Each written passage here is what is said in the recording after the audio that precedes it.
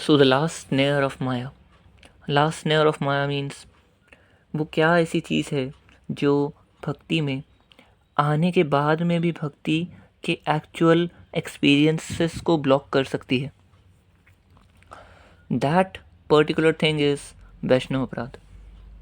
और अगर हमें किसी को जज भी करना हो, वैष्णवों के समाज में जज करने का मतलब होता है कि शायद आप एक साइड ले रहे हो, क्योंकि वैष्णवों के समाज में आने के बाद में भी साइड्स कई बार बन जाती हैं, क्योंकि दो अलग अलग पॉइंट ऑफ व्यूज़ होते हैं। पॉइंट ऑफ व्यू अलग अलग होना कोई बहुत ज़्यादा गलत चीज़ नहीं है, क्योंकि कई लोगों के पॉइंट ऑफ व्यू अलग अलग हो सकते हैं, लेकिन वो साथ रह रहे हो सकते हैं। मगर वैष्णव समाज में अगर दो पॉइंट ऑफ व्यूज़ आते हैं तो सबसे ज़्यादा अच्छा तरीका होता है ये पता लगाने का कि कौन ज़्यादा सही है।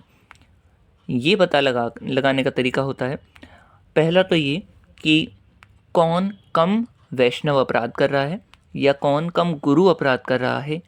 दूसरा ये कि किसका हरि नाम की क्वांटिटी ज़्यादा है, क्योंकि जब भी चैतन्य महाप्रभु किसी भी डिवोटी से मिलते थे, कोई भी डिवोटी चैतन्य महाप्रभु के एसोसिएशन में आता था, तो वो हमेशा दो लोगों को भेजते थे।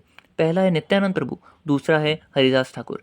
श्री नित्यानंद प्रभु हैं गुरु तत्व यानी बलराम जी, और हरिदास ठाकुर हैं भगवान के नाम के प्रतिरूप, personified form of holy name, 3 lakh name लेने वाले वो पर्सन।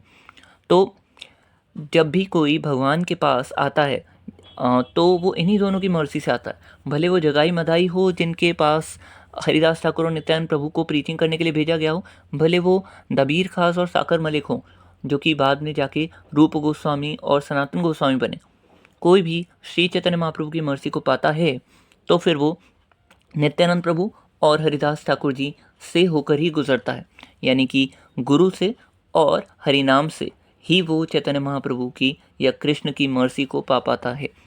तो अगर किसी को ये समझना है कि अगर वैष्णवों के दो गुट बन चुके हैं, दो तरीके बन चुके हैं या डिविजन्स हो चुके हैं, तो इनमें सही फिलॉसफी किसकी है, या अगर दोनों ही सही नहीं है तो पता कैसे चलेगा।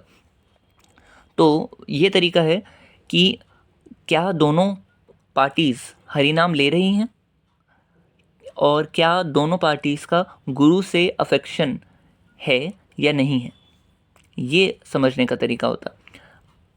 अगर गुरु के अफेक्शन का ही ऐसा कोई डेविएशन ऐसा लगता है कि आ सकता है कि जैसे ऋत्विक के केस में होता है कि कई बार उनको लगता है कि अच्छा Srila Prabhupada is Guru and